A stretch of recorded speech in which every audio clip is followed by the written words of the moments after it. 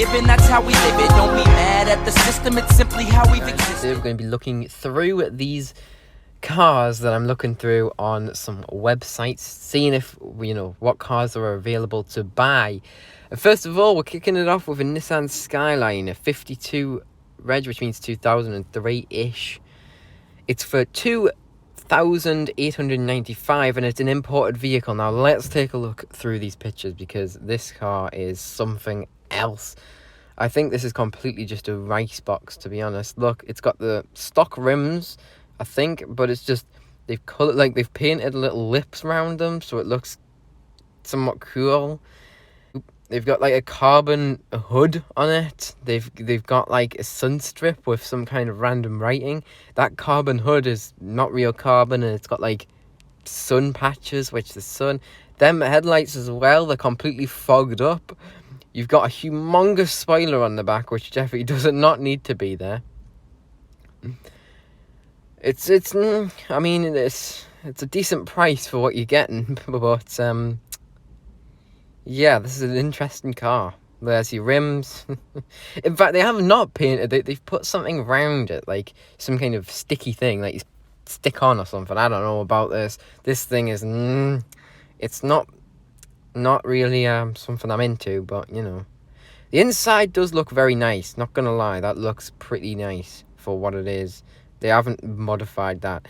And I'm guaranteeing there's no modifications to the engine, because why would there be on this?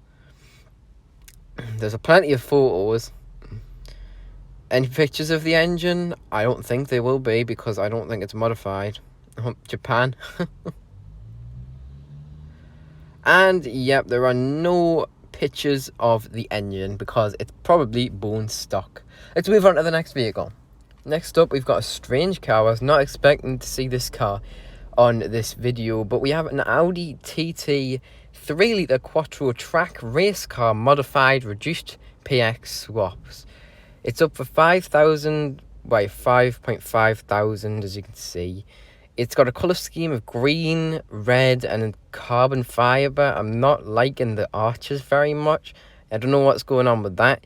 The rims look very small. They haven't really touched much. It just kind of looks like they've just slapped loads of parts on. Let's have a look. We've got a humongous spoiler, which kind of looks quite out of place. The back actually looks really nice, to be honest. I wouldn't mind seeing it from the back if I didn't have to see the front. But the side, I mean, it just looks quite random. We've got some kind of, I don't even know, sun strip on the back window. I don't even know what that says. There's the front. You've just got like chrome badges still left there. Like, you've got carbon fibre all over the car, but yet the badges are still chrome, and you've still got the grille, which is chrome, and I'm so confused with what this car is. It does have a private license plate, but obviously you wouldn't get that if you bought the car. Let's take a look at the inside. That's completely stock. It actually looks really nice inside. You know, it's a shame they did what they did outside. Is this car completely trash? Absolutely not. I do like parts of this car. As you can see, like, it doesn't look that bad from like the back, and some parts of the car look nice. Like the back, it looks nice.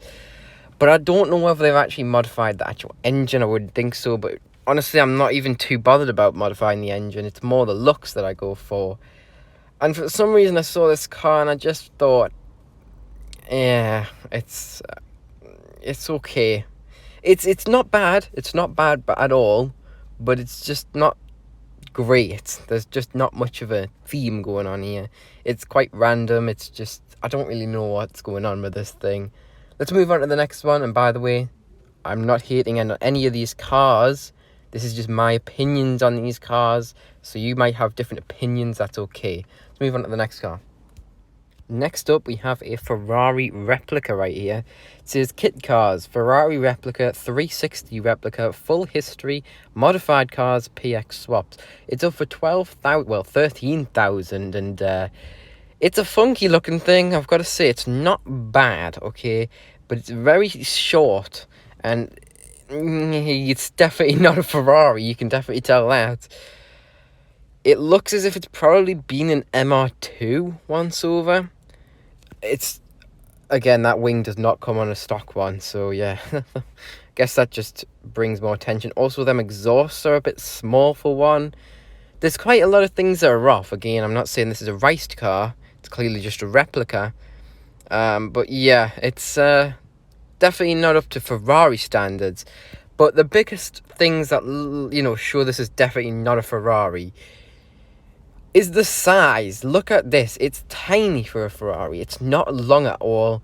Like, Ferrari's not that long, but this is tiny. This is really tiny. It's not the same size, It's just the wheels are very close together. There's just a lot of things. If you sort of drive past, you just point it out and say that's not real. It's quite, the front's quite high from the ground, unlike the real one. There's quite a lot of strange things. The plates, I don't think they're quite correct locations. They're in decent locations. And obviously the spoiler, I guess that just drags more attention, which is kind of not what you want to do when you've got a replica.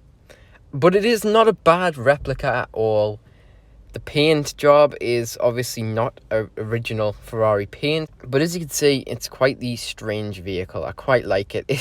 Props to the person who's made it, put the time into it. It does look pretty cool. Honestly, it's not bad at all, but it's definitely not identical to a Ferrari, but it isn't that bad as a replica. To be honest, I'd probably buy it for 13,000 if obviously I had the money. But obviously it probably does not have a different engine. It's probably just a MR2 engine, or whatever it was beforehand.